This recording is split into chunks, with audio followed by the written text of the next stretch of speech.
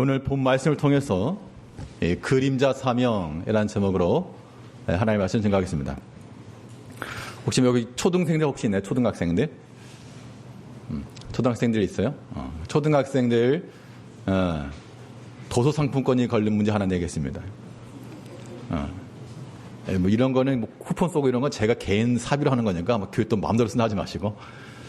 자, 여러분 동화책 중에 초등학생들 뭐 어디 있나 모르겠네. 동화책 중에 동화책 그 그림자 하면 딱 떠오르는 주인공 혹시 있습니까? 그림자 하면 딱 떠오르는 주인공 혹은 동화책 이름. 네? 초등학생 없으면 중학생이라도 그림자 하면 딱 떠오르는 주인공. 주인공 중학생 없어요? 고등학생? 뭐라고요? 누구? 여기 뭔 얘기 나온 것 같은데. 네, 피터팬. 피터팬 하면 그 그림자가 딱 생각이 나더라고요. 기억이 알고 있었는 대답을 안 했네. 네. 동화책에 그림자와 관련한 주인공으로 피터팬이 있다면, 이번에 이제 우리 모든 장년들 대상으로 문제입니다. 성경에 나오는 그림자 하면 딱 떠오르는 인물. 예, 눈치껏 맞히는 거죠. 세례 요한. 예, 선물은 없습니다. 예. 세례 요한을 가리켜서 오늘 그림자와 같다라고 보는 것은 본체는 아니나 그 본체와 함께하면서 그리스도를 증거하였던 그러한 신앙이었다라고 판단이 됩니다. 우리 오전에 살펴본 것은 이 세례 요한이 광야 가운데서 오늘 또 준비 찬양 가운데 광야에서 찬양 나왔는데 우리가 다 광야인과도 같이 광야에 있는 주의 말씀과 연단을 받는 세례 요한의 그 다음 타자로서 우리가 해야 될 것을 한번 생각해 봤다면 이 시간에는 세례 요한 자체에 대해 세례 요한이 어떤 사람이었는가, 또 이 세례 요한을 통해서 그가 어떻게 사명을 감당했고 또 우리는 이 사명을 감당하면서 어떠한 자세를 가져야 될 것인가 라고 하는 것을 한번 평행적으로 살피면서 보겠습니다. 오늘 본문의 키워드는 세 가지입니다. 한번 따라하겠습니다. 우리 그림자 신앙이라고 하는 것에 세 가지 요점을 한번 살펴보려고 하는데요. 겸손, 순종, 진리. 자, 다시 한번 따라하겠습니다. 겸손, 순종, 진리. 먼저 이 세례 요한은 겸손함을 가지고 주를 섬겼습니다. 겸손함이라고 하는 무엇인가 하면 그림자로서의 겸손함이라고 하는 것은, 자, 그림자는 어디서부터 출발합니까? 본체를 말하게 되면 본체가 있고 그림자가 있으면 그림자의 출발점은 본체의 어디? 네, 어디요? 자, 그림자의 출발점은 본체의 어디? 뭐라고요? 제가 원하는 답이 아직 안 나왔습니다. 예수님. 예, 예수님. 자, 예수님이 본체인데 이 그림자라고 하는 그 실체만 놓고 물체 그림자라고 하는 것 자체만 놓고 보면 그림자의 출발점이 어디입니까? 본체의 발바닥이에요. 발바닥. 세례 요한이 그림자와 같은 그런 위치에서 주를 섬겼다라고 하는 것은 말 그대로 그의 발 밑까지 낮아지는. 그래서 세례 요한이 뭐라고 고백했습니까? 예, 맞습니다. 우리 요한복음 1장 27절 한번 찾아보겠습니다. 신약성경 요한복음 1장. 예, 찾아보시죠. 요한복음 1장 27절, 신약성경 142쪽입니다.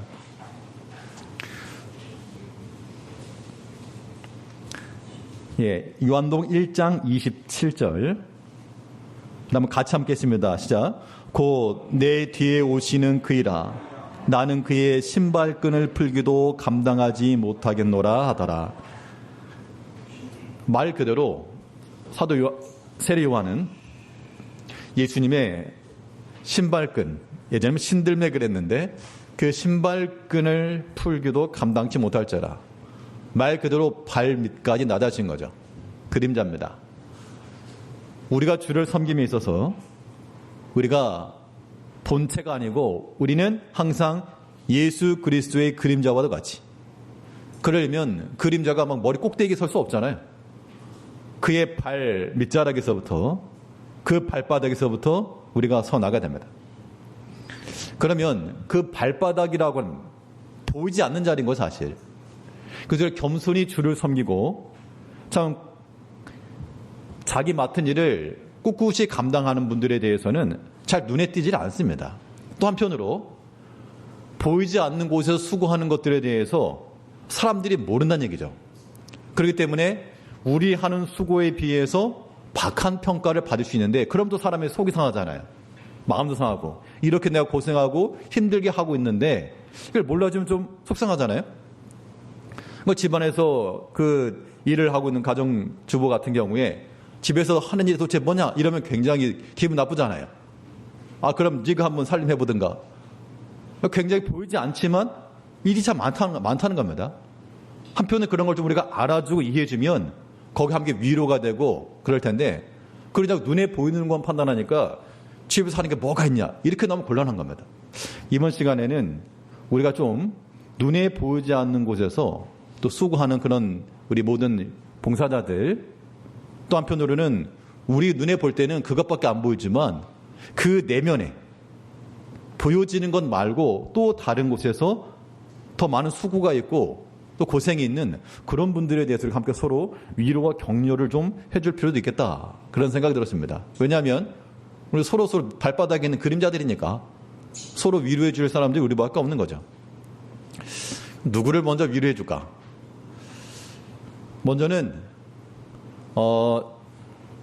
저부터 일단 위로를 받고 시작할게요. 자, 교육자들도 위로가 필요합니다. 어떻게 보면 본체는 아닌데 자, 보여지는 것과 달리 보여지는 것이 열이라면 우리는 그렇게 생각할 수 있죠. 그렇게 할 거면 나도 하겠다. 저는 정말 그런 마음을 갖는 분들이 많길 바라고 실제로 신학교를 가셔가지고 목사님들 되시길 바라겠어요. 나도 하겠다. 나도 하겠다. 맞는 말씀인데요. 또 한편으로는 또 보이지 않는 곳에서의 그런 것도 분명히 있어요. 뭐 저만 아니고 우리 교육자들 지금 3분 계시는데 김한수 목사님 손 한번 들어보세요. 김영주 전사님, 우리 김치현 전사님, 우리 교육자들 생각하는 마음을 박수 한번 위로 한번 해주시죠. 네. 네. 뭐 안 하던 짓 하냐 그러지 마시고요. 다 한 번씩 할 거니까 기다리세요, 다들.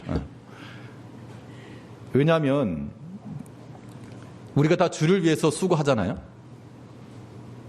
그 오늘 저기 나눠드린 포인트에 보면 제목을 그 세례 요한이라 해놓고 신약과 구약 경계 이렇게 해놨잖아요. 그 예전에 어떤 그 오디션 프로에 가수인데 그 어떤 목사님 아들이 나왔다. 이승훈이라는 가수인데요. 그게 무슨 백진영 교회 목사님 아들이라고 하더라고요. 그 얘기 듣고 한번 봤습니다.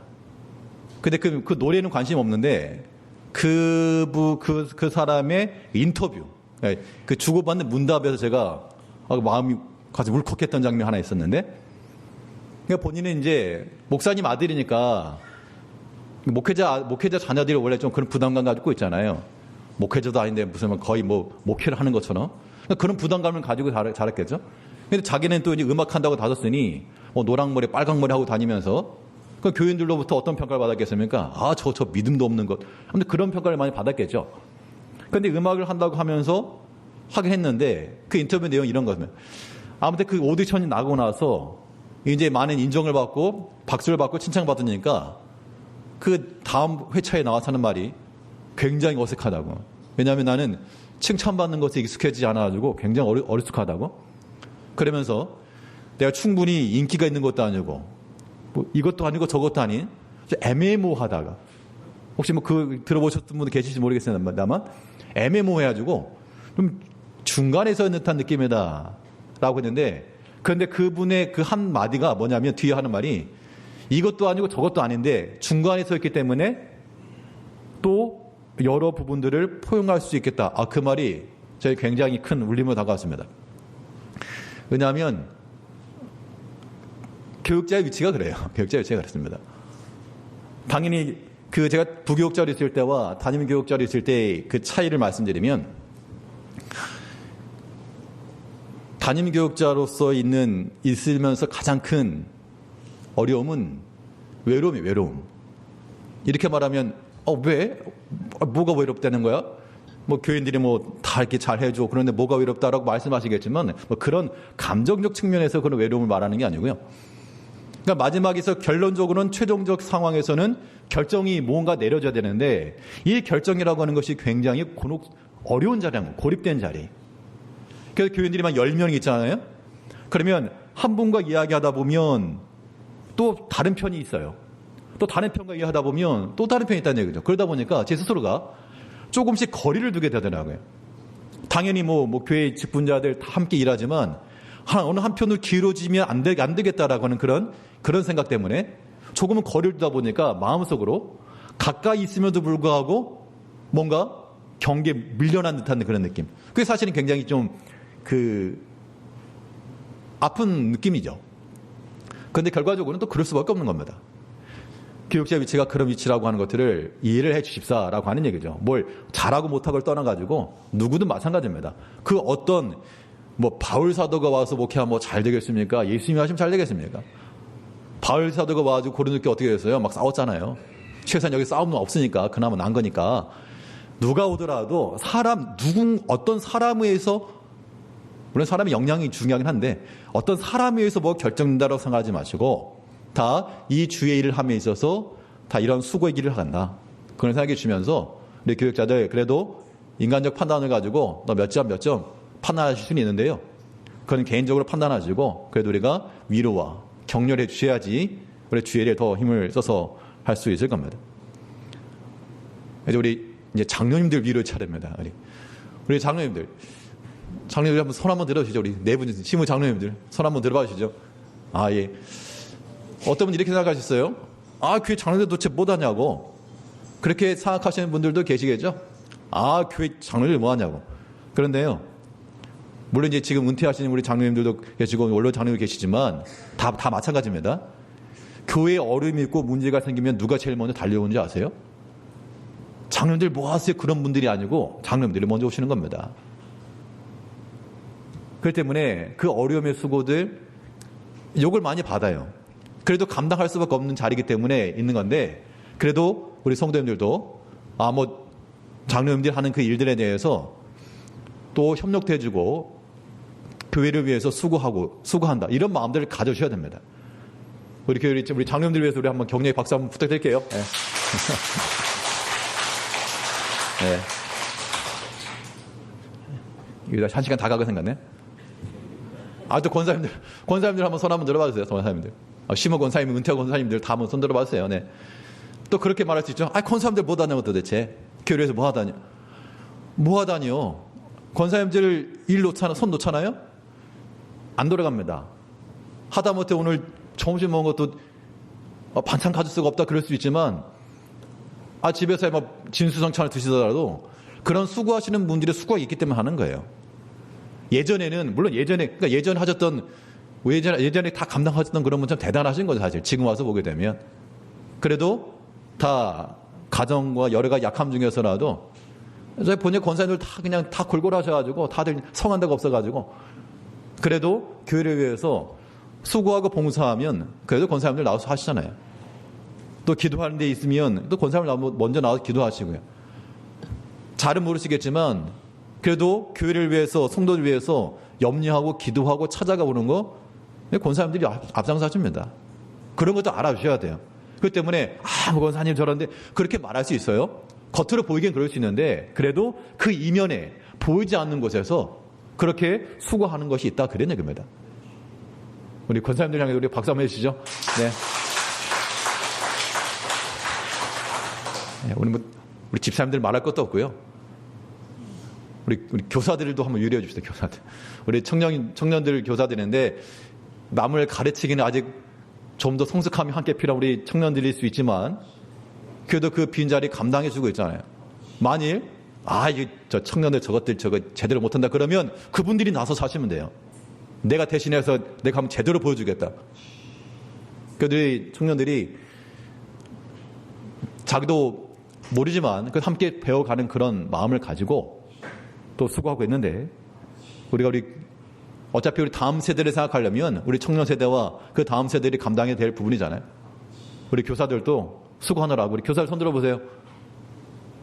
예, 고개를 번쩍 들고 우리 오른쪽을 왼쪽을 보세요. 지금 우리 박수 쳐달라고. 일 한번 해줍시다. 예. 예.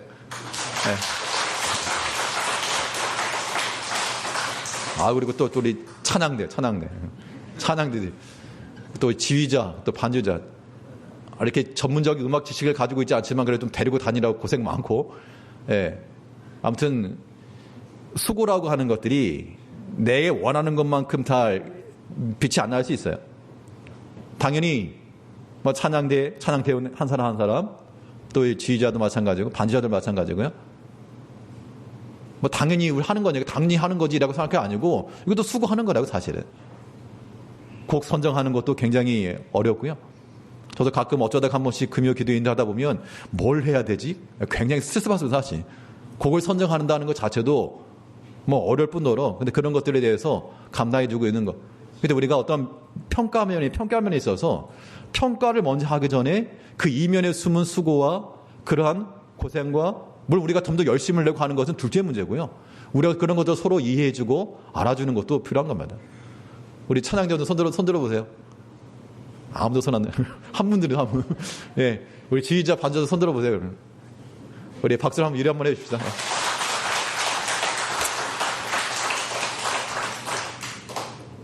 우리가 주의를 함에 있어서 사람의 평가를 받고 그것을 즐거워하거나 기뻐하지는 않습니다. 그래도 우리가 서로 간에 위로와 격려가 필요할 줄 압니다.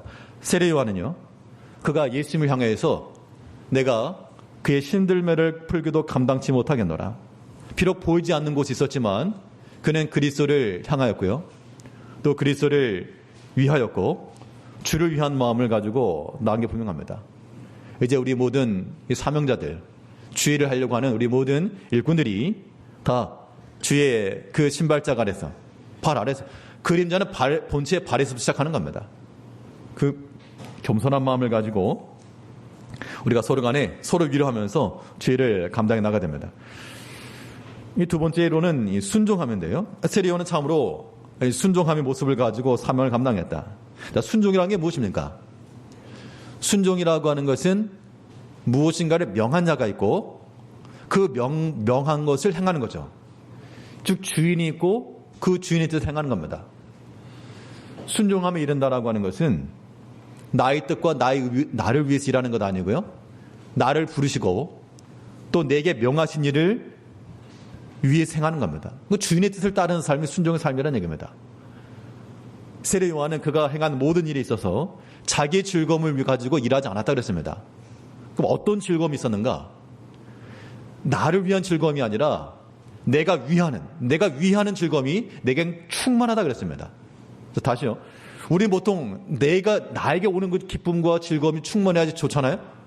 그래서 세례 요한은 나를 위해서가 아니라 내가 기뻐해 줄 수 있는 것이 있어 난 기쁘다. 그런 표현을 했다는 겁니다. 요한복음 3장 29절이에요. 한번 찾아보겠습니다. 요한복음 3장. 요한복음 3장 29절 30절을 보게 되면 신약성의 146쪽입니다. 3장 29절 30절 한번 같이 읽겠습니다. 29절 시작.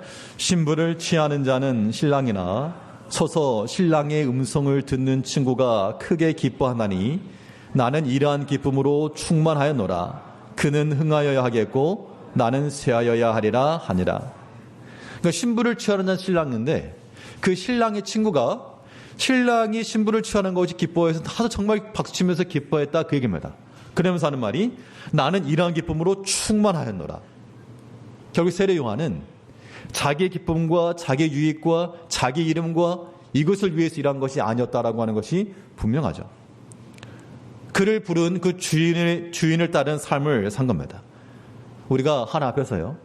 우리의 모든 사명을 감당함에 있어서도 우리는 어떤 즐거움이 커야 되는가 하면 사실 내가 영광받고 참 잘했다는 말을 듣는 것이 우리의 기쁨이긴 한데 그런데 그것으로만 한다 그러면 우리는 정말 수준이 낮은 겁니다. 우리 마음속에는 다 여기서 말하는 친구라고 하는 것은 예수님이겠죠. 주께서 영광 받으시는 것과 주께서 기뻐하시는 것과 주의 일이 잘 되는 것으로 인해서 내 기쁨이 충만하다 그러면 우리는 참으로 그림자와 같은 그러한 위치에서 주를 잘 섬겨 나가고 있는 겁니다. 순종이라고 하는 것은 절대 내가 주인의 위치에 서는 것 아닙니다. 주인의 마음을 가지고 그 주인의 심정을 대변하여 그 마음을 품고 우리가 함께 일하는 것이죠. 세례 요한이 예수님을 향하여서 그 신랑의 친구의 그 기쁨, 그 넘치는 기쁨, 참으로 즐거워해주고 함께해주는, 여기 속이 상하고 시기하는 마음을 가지고 그런 마음이 조금도 없었고, 여기 정말 말 그대로 온전히 100%의 마음을 가지고 그런 마음을 가지고 함께 기뻐하고 즐거워했다는 겁니다. 나는 이러한 기쁨으로 충만하노라. 이제 우리가 우리 자기 자신을 위해서 일어난 자가 되지 않고 오직 주를 위하여 또 주의 기쁨을 위하여 주의 일을 위해서 온전히 쓰임받을 수 있는 참된 순종의 삶을 우리가 살아가야 됩니다. 순종 그러니까 그냥 괜히 종교적 언어로 들리지만요, 주인의 뜻을 따르는 삶이라는 겁니다. 우리를 부르신 하나님 아버지의 뜻을 따라 사는 삶, 이것이 그림자와 같이 주의 일을 이루는 그러한 사명자들의 모습이 되어야 되는 겁니다. 여기 한 가지 더를 말씀드리면, 또 세례 요한은 그림자와 같은 삶을 살았다라고 하는 것은, 그림자는 언제 생깁니까? 네, 그렇죠. 그림자라고 하는 것은 시커먼 어두운 거긴 한데, 그림자는 절대 어둠 가운데서 보일 수 없어요. 빛 가운데 있는 겁니다. 빛이 있기 때문에 그의 그림자가 생기는 것이죠. 우리가 그림자와 같은 그런 위치에서 주를 잘 섬겨 나가려면 우리도 빛 가운데서, 진리 가운데서 우리가 나가야 됩니다. 그러니까 모든 면에 있어서 거짓이나 숨김이 없이 항상 진실하고 정직하며 모든 것을 바르게 말하는 그런 모습이 필요한 겁니다. 사람의 속에 감춘 게 많으면요, 그거는 참된 주의 종이라 말하기 어려운 겁니다. 물론 사람이 완벽할 수 없으나 우리는 항상 진실함과 진리 가운데 거해야지만 그리스도의 본체를 드러낼 수 있는 그런 그림자들 되는 겁니다. 우리 요한복음 1장 20절을 보게 되면요, 요한복음 1장 20절에서 사람들이 그 당시 세례 요한을 가리켜 혹시 저 사람 그리스도인가? 세례 요한을 보면서 혹시 메시아인가? 라고 생각했다는 겁니다. 그래서 물어본 거죠. 너 누구냐? 엘리야냐? 아니면 선지자냐? 메시아냐? 그리스도냐? 이렇게 물었을 때 세례 요한이 하는 말이 은근슬쩍 내가 바로 그 사람이다 하지 않고 밝히 말했다 그랬습니다. 1장 20절에서요. 20절 한번 같이 읽겠습니다. 시작. 요한이 드러내어 말하고 숨기지 아니하니 드러내어 하는 말이 나는 그리스도가 아니라 한대. 사람들이 내가 누구냐라고 물을 때 나는 그리스도가 아니라, 그냥 사람이요 아다르고 어다르다고 그냥 은근슬쩍 말꼬투리 흘려가면서 자기 자신을 그렇게 표현하는 사람도 없지 않죠.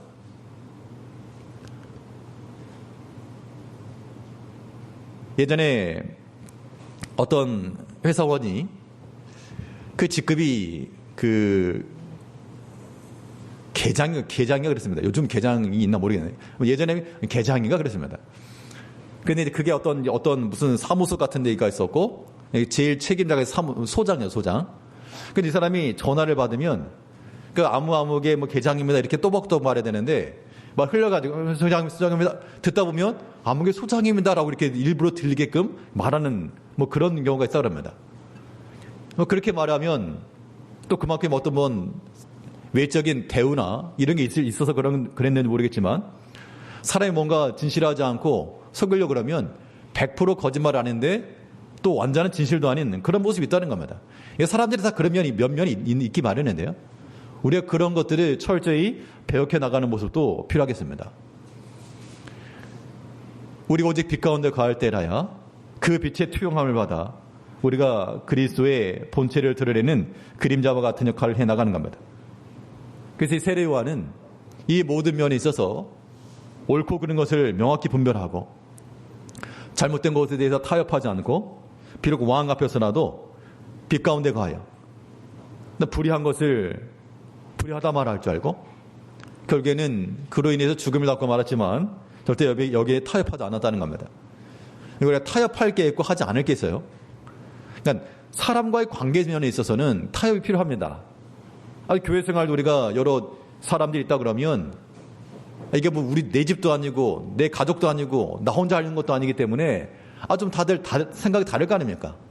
그러면 어떤 일이 일어나갈 때는 조금 타협도 할 줄 알고 다른 사람의 의견도 받아들일 줄 알고 그런 게 있어야 됩니다. 사실 진리 면에 있어서는 우리가 타협할 수 없으나 그런 인간적 측면에서 우리가 서로 화목도 하고 그래야 되는 거 맞고요. 또 분명한 것은 이 시대가 점점 넓어지는 시대가 되었죠. 그러니까 한편으로는 목회자 양심으로서도 때로는 고민할 때가 굉장히 많습니다. 고민할 때가 많아요. 그 어떤 교회 성도님과 한번 대화 중에 본인의 다니던 교회에는 권사님들이 없다면 권사님들이 왜 권사님이 없습니까? 그랬더니 권사를 세우려면 여러 기준들이 있지 않습니까? 그 기준을 철저하게 적용시키니까 할 사람이 아무도 없는 거예요. 그래서 안 세운다는 겁니다. 그러니까 어떻게 보면 교회 일꾼과 직분을 세움에 있어서 정확하게 적용하는 게 맞죠. 근데 그렇게 하다 보면 적응된 사람이 아무도 없어가지고 일을 세울 사람이 없다. 그러면 어떻게 되는가 하면 조금 넓혀가야죠. 그러니까 어떤 목회자 입장에서는 좀 넓혀가면서 융통성 있게 관리하려고 그래도 어디까지 넓혀야 되는가. 이게 또 한편으로 괴로운 겁니다. 교인에도 마찬가지예요. 여러 가지 판단할 만한 일이 있을 때 허락할 것과 금할 것이 있는데 어디까지 이걸 좀 허용해 줘야 되는가. 점점 열리게 되면 어디까지 열어야 되는가. 이런 것도 고민될 때가 많다는 겁니다. 세대가 점점 지나가면서 어떻게 보면 변명 아닌 변명일 수 있지만 또 우리가 한편으로는 우리 자신에게 있어서 하나님의 말씀을 정확하고 또 촘촘하게 너무 넓게 말고 좁혀가는 것이 우리 신앙이 안전한 거예요. 그래서 우리가 행하는 모든 일들에 있어서는 세련되고 시대를 맞춰가는 게 필요하지만 그 정신적인 면에 있어서는 성경을 뭘 말했는가 하면 옛적 길을 가라. 옛길로 돌아가라. 어떤 방식에 있어서 옛날 방식을 말하는 게 아니라 그 방식, 그 사상, 그 정신 이런 것들은 흐트리지 말고 옛 방식 그대로 가라. 그런 걸 생각하면 이제 우리 스스로에게 지금 걸리는 게 많죠. 예전에 믿었던 그 믿음들, 예전에 신앙생활했던 그런 열심들 지금은 와서 우리가 다 풀어진 게 맞잖아요. 네가 한번 걷잡으려고 그러잖아요. 마치 어떤 느낌인가 하면 수술을 하려고 몸을 열었는데 예전에 어떤 목사님이 그랬습니다. 암에 걸리셔가지고 병원을 갔는데 그 병원에서 이제 개복 수술을 하려고 열었다 그냥 닫았답니다. 닫은 이유가 뭐냐면 손을 댈 수가 없을 정도로 될 수 없을 정도로 이게 감당할 수가 없어서 이거 해봤자 의미도 없고 그래서 그냥 그렇게 이 여생을 마감하셨는데 우리가 어떤 무엇인가를 좀 손을 보려고 그러면 때로 그런 느낌이 되는 거예요. 이걸 어디서부터 손봐야 되나? 이거 하나를 손보자니 이거 정말 싹 드러내게 생겼다. 이거 정말 우리가 일평생 감당할 몫이긴 하지만요. 우리가 모든 면에 있어서 항상 빛과 진리 가운데 거하기를 힘써야 되겠습니다. 다른 사람 보고 그래라가 아니라 우리 한 사람 한 사람, 물론 목회자인 저 자신부터 그래야 될 것이고 우리 모든 사명 직분자들, 우리 모든 성도들이 다 한 사람 한 사람이 다른 사람을 향해서가 아니라 우리 자신을 향해서 내가 빛 가운데 거하고 진실함 가운데 거하고 그런 마음 가운데 거야지만 우리는 오직 그리스도의 본체를 증거하고 그리스도를 투영하는 그런 그림자와 같은 그런 사명을 감당해낼 수 있다 그런 얘기입니다. 세례 요한은 그가 모든 면에 있어서 탁월하였고요. 또한 그 가면에 있어서도 그 이번에 가족 배경 보게 되면 순수한 아론 지파였고 제사장 가문이었습니다. 그 아버지 사가랴도 제사장이었고 가만히 있으면 제사장해요. 제사장 가문 가운데 있었지만 그러나 그런 것에 머물지 않고 광야로 들어가서 그리스도를 전파하는 그 주의 길을 예비하는 자가 되었다는 겁니다. 이제 우리가 이 모든 비록 보이지 않는 곳일지라도 그림자와 같을지라도 겸손의 시작 어디? 주의 발바닥에서부터 순종함이라고 하는 것은 오직 주님의 뜻이 온전히 성취되는 것에 대한 충만한 기쁨. 이런 모든 마음들이 우리 가운데 있어야 되겠습니다. 오늘 나눠드리는 거 잠깐만 살펴보게 되면요. 나머지 참고사항인데, 신약에서 세례 요한에 관한 그런 특징들이 있고, 근데 이것이 구약에서 이미 예언되었다는 겁니다. 그렇기 때문에 사람들이 당신이 엘리야냐? 이렇게 물어본 겁니다. 그 마지막 특히 말라기에 보게 되면 너희 때 4번에서요. 구약에서 세례 요한 여기를 보게 되면 말라기 4장 5절에서 보라 여호와의 크고 두려운 날이 이르기 전에 내가 선지자 엘리야를 너에게 보내리니. 그러니까 이 말씀 때문에 그 세례 요한의 활동함을 보고 내가 엘리야냐? 난 엘리야가 아니라. 또 밑에 말라기 3장 1절을 보게 되면요. 만군의 여호와가 이르노라 보라 내가 내 사자를 보내리니 그가 내 앞에서 길을 준비할 것이요 또 너희가 구하는 바 주가 갑자기 그의 성전에 임하시리니 곧 너희가 사모하는 바 언약의 사자가 임하실 것이라. 이미 구약 때 말라기가 이제 구약의 마지막이고 그 이제 중간 암흑기가 오게 되는데 내 사자를 보낼 것이라 그가 길을 준비할 것이라. 그래서 사람들이 혹시 당신이 그 사람입니까? 라고 물었다는 겁니다. 이 세례 요한에 대해서 예수님의 평가가 있는데요. 여자가 낳은 자 중에 세례 요한보다 큰 이가 없다. 그러나 하나님 나라에서는 극히 작은 자라도 그보다 크니라 하시니. 이건 뭐 약간 해석이 좀 필요하긴 한데요. 그러니까는 세례 요한은 구약에 있어서의 마지막 선지자라고 이렇게 일컬어지는 겁니다. 그러면 구약에 있어서 마지막 선지자인데 신약에 있어서 하나님 나라는 구약적 배경이 아닌 그리스도 안에서 새로움을 입은 자들이니까 구약에 있어서의 가장 큰 자가 세례 요한이라 할지라도 그리스도 안에서 거듭난 자는 그보다 더 큰 자, 그보다 큰 자라. 즉 하나님의 그 언약과 그 약속에 온전히 임한 자라라고 말하고 있고, 특별히 마지막 마태복음 11장 12절을 보게 되면요. 여기 같이 한번 읽어보겠습니다. 마태복음 11장 12절 맨 마지막 구절입니다. 세례 요한의 때부터 지금까지 천국은 침노를 당하나니 침노하는 자는 빼앗느니라. 자, 이건 하나님 나라와도 연관되는 겁니다. 천국이 가까웠다. 하나님 나라가 너에게 임하였다. 이 말인즉슨 이제 우리가 하나님 나라가 이미 우리 가운데 주어졌다는 것인데요. 세례 요한 때부터 지금까지 천국은 침노를 당한, 여전히 지금 천국은 침노함을 당하고 있다는 겁니다. 자, 요 한마디만 마치겠습니다. 자, 천국은 언제 가는 겁니까? 천국 내가 죽어서 가는 곳을 천국이라고 말하죠. 근데 그렇게만 낳고 보면 천국이 별로 좋지, 내가 가보지도 않은 거 어떻게 좋아합니까? 천국이라고 하는 것은 하나님의 통치가 있고 하나님의 법칙이 있고 하나님의 규례가 실천되는 곳이 하나님의 나라인 거예요. 그럼 최소한도로 우리가 하나님의 규례와 하나님의 규칙과 하나님의 통치와 하나님의 주권 아래 살고 있다는 것은 거기가 하나님이 임하시는 하나님의 나라가 되는 겁니다. 그리고 우리는 하나님의 교회를 또 어떻게 와야 됩니까? 교회 자체가 천국은 아니지만 천국 가자. 그런 마음을 하나님의 교회에 온다는 얘기죠. 왜요?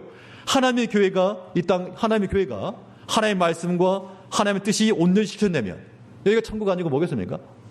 이제 집에 끝나고 돌아가실 때 집에 가시는데 우리 천국 가자.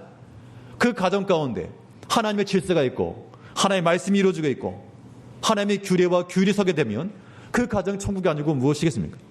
그럼 우리는 하나님의 나라의 천국을 죽어서만 가는 천국이라 생각하지 마시고 우리가 지금 누릴 수 있는 하나님의 주권이 실현되고 하나님의 통치가 이루어지는 하나님의 규례와 하나님의 명령이 실행되는 그러한 삶을 살아야 한다는 겁니다. 이것이 세례 요한이 말한 바 하나님 나라 가까웠다. 예수께서 말씀하시는 바 하나님의 나라 이미 너에게 임하였느니라. 이 말씀이거든요.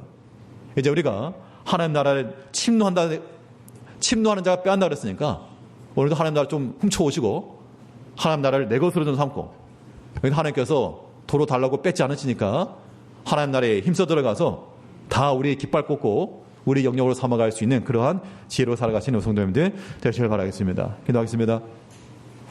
우리 사랑하신 아버지 하나님, 세례 요한은 그리스도에 앞서